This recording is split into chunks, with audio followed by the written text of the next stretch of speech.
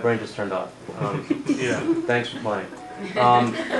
Asking me a question that's provocative and that makes me think is a dangerous, but I should say it's a risky, but like any risk, it can really pay off. So if you ask me a question like, do you care about, starving children in somewhere, and I have to answer yes, or did you know that? That's a good one, because if you're kind of stumping me, as proxy for my readers, even though I'm egotistical, that actually works. The one, and I do this pitch school where it's literally quite like this with my students at NYU, and the one pitch that I always come back to that won me over immediately, I almost didn't have to hear the end of it, was, there's a little man in your pantry and he wants to kill you. Now, the fact that the story turned out to be about Orville Redenbacher and popcorn was almost completely irrelevant by the time I got through it. But she won that pitch school. Anyway, that's fine. Very good. Right, and the what's the difference between blank and blank is, or what's the same about blank and blank, or what's different about blank and blank? What did this and that have in common? Bad idea. Just don't go there. But getting your, and I think it's true for any kind of story. When you're going to go to a conference, if there are going to be people there and you're wanting to pitch them, like figuring out how to explain what it is that your story is. But for books, it's just hugely important, and you can gauge people very quickly with your pitch. So if you've got, when I was trying to develop mine, I would, parties or whatever, people would say, oh, what's your book about? And I'd say, oh, it's about the first, immortal human cell line ever grown in culture. And they just go, like that's just the most boring sounding thing in the world. And they go, wait, no, but there's more. And having to do that with people, and it would be like, no, but there's, enough of it, with like 55 million metric tons. And then they'd be like, oh, that's interesting. And then, so you kind of get, by practicing with people, you get what they're interested in and not, and that can help you really hone your pitching. So what's your first line? Was my first line? Yeah. It is still that it's a book about, well now it's, I hand them the book and they can look at the cover line. And it's funny because the cover line we ended up going with essentially a pitch on the cover line because we couldn't figure out another way to do it. So the cover line is, doctors took her cells without asking, those cells never died. They launched a medical revolution and a multi-million-dollar industry. More than 20 years later, her children found out their lives would never be the same. So, and this is like the most text that has probably ever appeared in a book cover. You have to say that in a deeper voice. You have to say that in a deeper voice. Yes, I know. And we talked about that. Like we need and the process of getting to this was largely because neither of us could really.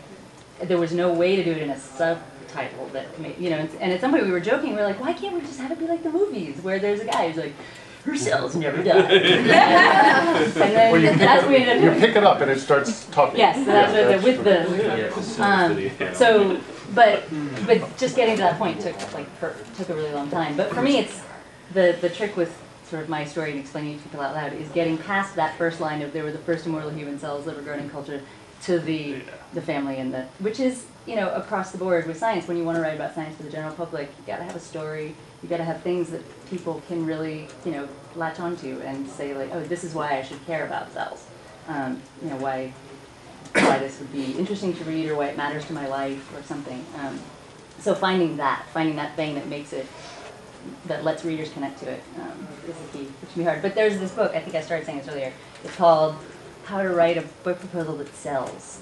Very creative title. Straightforward. Yeah, and it's by Eric Larson, who used to be a literary agent, or maybe still is. And it is just totally, it is not for the kind of books that probably anyone in this room would write. It's like, 10 ways to make $1 million. Right. Those kind of books, those kind of nonfiction. But it's a great way to think about marketing books and even magazine articles, because he goes through and he has these sort of exercises where he kind of helps you come up with that sentence. Okay, describe your book or story in 1 sentence. Okay, do it in 4 sentences. And so if you can kind of extract the kinds of books that he's telling, it can really apply to any nonfiction book.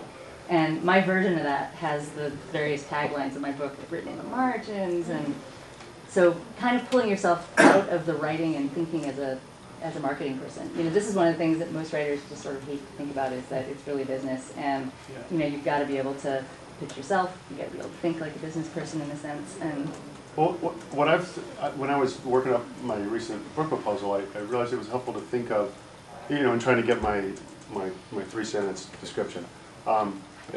It helped me to think about, okay, how do people talk about books to each other they've read? So imagine yourself in a coffee shop and you get to hear one short something that she said to him. Did you read that story or that book? It was about it was about this woman. They did brain surgery on her, and all of a sudden she saw everything was brighter, and somehow all her depression went away. Now that describes a magazine story I wrote for the Times. That you could say, well, it was about this experimental brain surgery depression that I had identified what the scientists thought was a center, a kind of gate that stayed open and depressed people. And the story is about that too. But what sells it to the reader, and so what you have to convey to the editor, is what the two friends say. Oh, did you see that thing? And the next sentence that comes out of their mouth, that's what your pitch is. And if you can't think of that sentence, you haven't thought through the story enough yet. You haven't found the story. Another thing that following on that I think is helpful, like when I see something, it is, and it's a narrative device for fiction and nonfiction, but to begin your pitch in the middle of the story.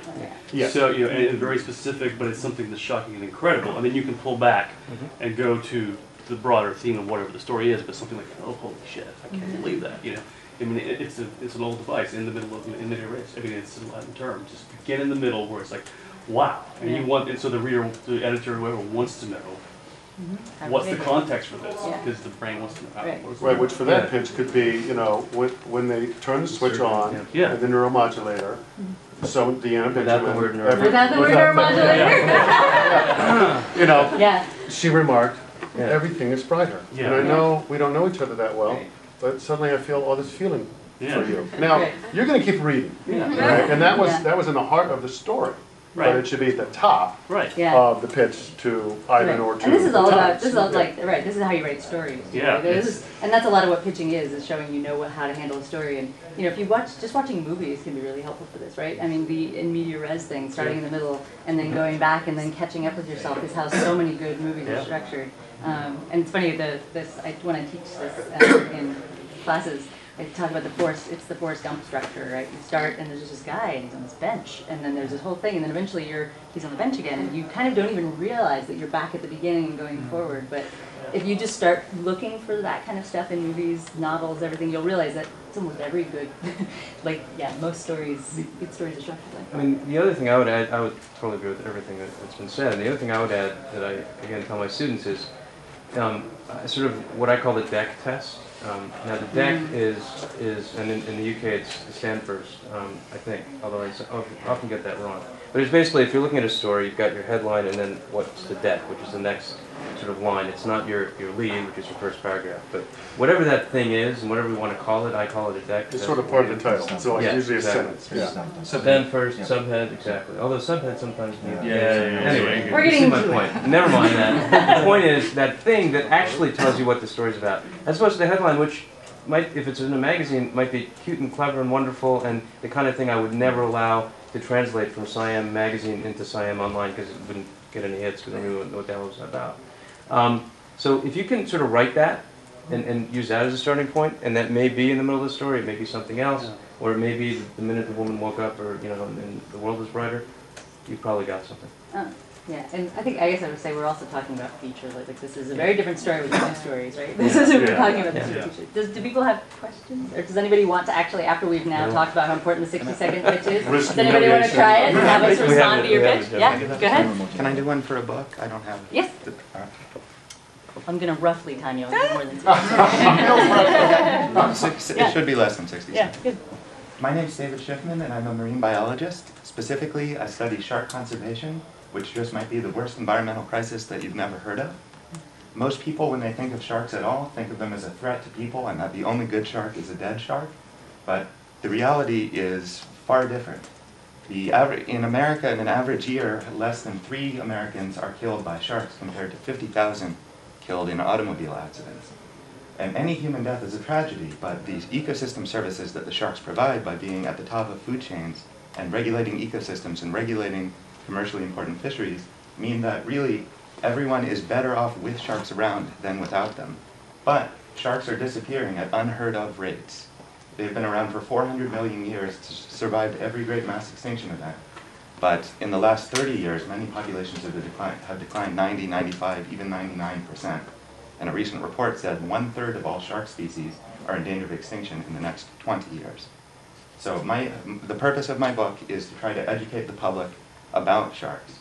I have a lot of experience doing this. I've taught several summer courses to high school students about it. Sorry, was that